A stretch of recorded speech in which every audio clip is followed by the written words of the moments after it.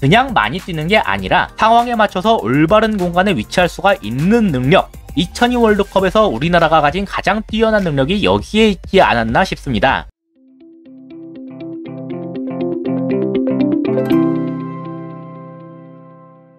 안녕하세요. 축구 보는 기자 축복입니다. 20년 전 이 시기쯤에 우리나라가 축구로 들썩였죠. 월드컵 4강 신화를 쓴 2002년의 기억을 아직도 갖고 계신 분들이 많으실 것 같은데요. 마침 구독자분으로부터 요청이 있기도 해서 오늘은 그 첫 경기인 폴란드전에서 보인 전술이 어땠는지에 대해 분석해봤습니다. 먼저 우리나라의 라인업과 포메이션부터 보죠. 우리나라는 기본적으로 3-4-3 형태를 취했다고 볼 수 있는데요. 좌측 윙백 하면 이영표가 대표적으로 떠오르지만 이땐 부상 중이었기 때문에 이을용이 선발로 나왔습니다. 여기에서 우리나라의 1차 빌드업을 담당하는 선수는 아주 명확했어요. 거의 무조건이라고 해도 좋을 정도로 홍명보에게 보내더군요. 그리고 홍명보가 볼을 잡았을 때 미드필더 쪽에서도 약간 움직임이 달라졌는데요. 유상철은 그 위치에 있는 반면 우측 중미인 김남일은 한 칸 내려왔습니다. 흔히 말하는 수비형 미드필더 위치로 내려갔다고 볼 수 있겠죠. 요즘에도 이런 식으로 중미가 수미 자리로 내려오는 것 자체는 많이 볼 수가 있어요. 그리고 보통 이 선수가 볼을 받은 다음에 풀어가는 경우가 많은데요. 우리나라는 이 부분에서 약간 달랐습니다. 김남일이 볼을 받고 풀어가는 게 아니라 홍명보가 그대로 몰고 올라와서 직접 패스를 뿌렸어요. 어떤 경우엔 아예 김남일과 같은 라인에 있을 정도여서 마치 수비형 미드필더가 2명인 것처럼 보일 정도였는데요. 이건 볼을 배급하는 능력이 뛰어난 홍명보의 능력을 적극적으로 활용하기 위한 조치로 보였습니다. 다만 이렇게 홍명보가 올라오는 경우에도 김남일이 다시 중미 자리로 올라가서 중앙 숫자를 채우는 모습을 보이진 않았는데요. 홍명보가 아예 더 전진할 경우에 그를 대신해서 수비 밸런스를 맞추는 것을 우선했기 때문이에요. 당시 대표팀 선수들의 말을 보면 히딩크 감독은 수비에 상당히 신경을 많이 썼다고 하는데 그런 생각의 발현일지도 모르겠습니다. 하지만 그러니까 우측 중미 자리가 그냥 비워진 상태로 남게 됐죠. 김남일이 채울 수가 없다면 다른 누군가가 대신 채워야 됐는데 히딩크 감독은 이 역할을 박지성에게 맡겼습니다. 당시 박지성은 어렸지만 그럼에도 윙어와 중앙 미드필더를 모두 볼 수 있을 정도로 다재다능한 선수였어요. 워낙 뻑하면 내려왔기 때문에 아예 이날 박지성의 포지션을 중앙 미드필더로 보시는 분들도 계실 정도였는데요. 그래서 실제 경기 장면에선 이런 그림이 나타나는 경우가 많았어요. 김남일이 본래 위치에서 한 칸 내려가고 윙어인 박지성이 우측 중미 자리로 내려오면서 유상철과 같은 라인에 있습니다. 그리고 볼을 잡고 있는 홍명보가 어디로 볼을 줄지 주위를 보고 있는 중이에요. 홍명보가 사실상 수비형 미드필더 역할까지 겸하고 있다고 본다면 중원에만 4명이 있다고 볼 수도 있겠죠. 이 숫자는 폴란드 입장에선 상당한 위협이 됐습니다. 특히 박지성이 내려가는 게 문제였는데요. 폴란드는 2명의 중앙 미드필더를 둔 4-4-2 형태를 들고 나왔습니다. 따라서 본래 우리의 중미들인 유상철과 김남일에겐 하나씩 붙일 수가 있었어요. 지금도 그중 하나인 스비에르체프스키가 김남일에게 바싹 붙어있죠. 홍명보의 가담은 조금 거슬리긴 했지만 그래도 기본적으로 위치가 아래인 데다가 여차하면 투톱이 방해할 수 있으리라 기대할 법했습니다. 하지만 윙어 자리에서 내려오는 박지성, 얘는 폴란드의 전방이나 중앙 선수들 중에선 잡아줄 선수가 없었어요. 결국 수비 라인에서 추가적으로 누군가가 튀어나갈 수밖에 없었는데 보통 그 역할은 풀백인 제부아코프가 맡게 됐습니다. 그리고 이게 우리나라 대표팀이 측면을 공략할 수 있도록 만든 원동력이 됐는데요. 양 팀의 모습을 그림으로 표시하자면 이렇게 되겠죠. 여기에서 김남일이 내려가면서 중미 하나를 끌어당기고 박지성이 내려가면서 풀백을 끌어당깁니다. 이러니까 자연스럽게 풀백이 맡고 있던 공간이 비게 됐어요. 여기를 윙백인 송종국이 팍 하면서 올라가고 홍명보가 바로 롱패스를 때려서 측면으로 전개를 한다. 이게 우리나라의 주요 패턴 중 하나였습니다.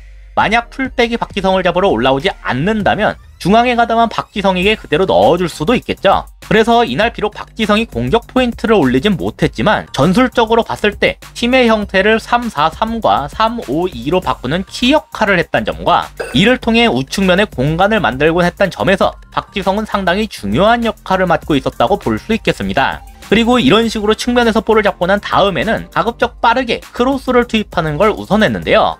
양 측면에 있는 송종국과 이을용의 크로스가 상당히 날카롭다는 점에서 이 무기는 꽤나 효과적일 수 있었어요. 결국 첫 득점 장면도 이을용의 크로스로부터 나왔죠.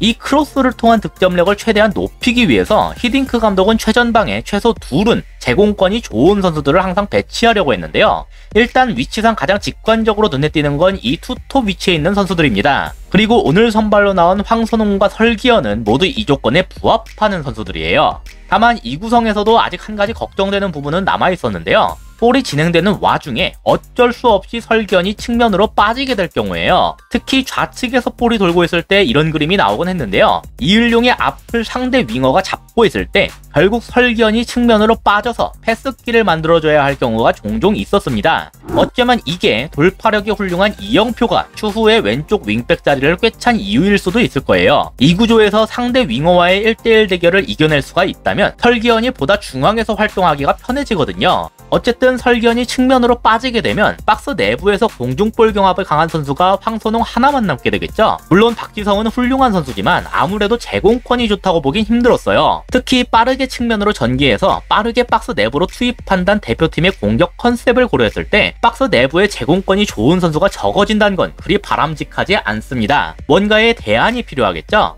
그 히딩크 감독의 대안이 바로 유상철이었어요. 유상철은 최전방 공격수와 최후방 수비수로도 활용이 가능한 멀티플레이어의 대명사 같은 선수입니다. 경합 능력이 떨어진다면 센터백으로 뛸 수가 없었겠죠. 그래서 이렇게 최전방에서 공중볼 경합 능력이 좋은 선수가 추가적으로 필요할 땐 유상철이 올라가서 그 역할을 함께 수행하도록 했습니다. 덕분에 설기현이 측면으로 빠진 상황에서도 크로스를 통한 득점 경쟁력을 유지할 수가 있었어요. 설기현이 가진 특유의 크로스 능력을 활용하기에도 이런 유상철의 가담은 도움이 됐습니다. 그리고 무엇보다도 인상적이었던 건 대표팀 선수들이 이러한 전술 컨셉과 서로의 역할에 대해 완벽하게 숙지를 하고 있었다는 건데요. 아까 보여드렸던 후방 빌드업 장면이에요. 박지성에게 풀백이 붙들어 올라왔기 때문에 우리가 중원에서 수적 우위를 형성하지 못했지만 덕분에 송종국이 올라가서 활용할 공간이 생기게 됐다라고 말씀드렸었는데요. 여기에서 홍명보는 롱패스를 때리는 게 아니라 여기에 이렇게 땅볼로 깔아서 줬습니다. 이상한 일이죠. 본래라면 여기에서 볼을 받아줄 선수는 박지성이지만 보시다시피 박지성을 겨냥한 루트가 아니에요. 그렇다고 송종국을 봤다고 하기에도 어려웠습니다. 송종국은 이보단 더 측면으로 벌리고 있었을 테니까요. 이게 바로 다음 장면입니다. 홍명보가 본 대상은 바로 황선홍이었어요. 본래라면 전방에 있을 황선홍이 이렇게 내려온 이유는 크게 세 가지였는데요. 하나, 상대 풀백은 지금 박지성에 의해 중앙으로 끌려갔다. 둘, 상대 윙어는 송종국의 전진을 막느라 후방까지 쭉 내려갔다.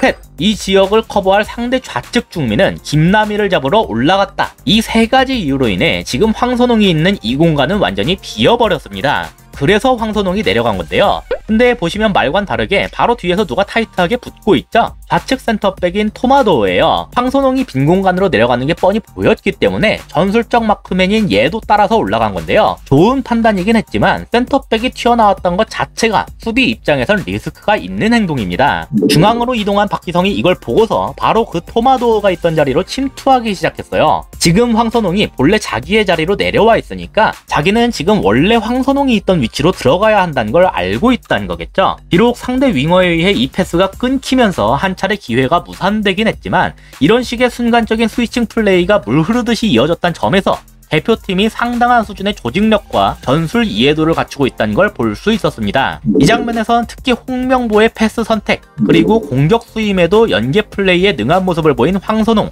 재빠르게 공간으로 다시 들어가는 박지성의 움직임이 돋보였어요. 그냥 많이 뛰는 게 아니라 상황에 맞춰서 올바른 공간에 위치할 수가 있는 능력, 2002 월드컵에서 우리나라가 가진 가장 뛰어난 능력이 여기에 있지 않았나 싶습니다. 이상으로 오늘의 영상을 마치도록 하겠습니다. 시청해주셔서 감사합니다.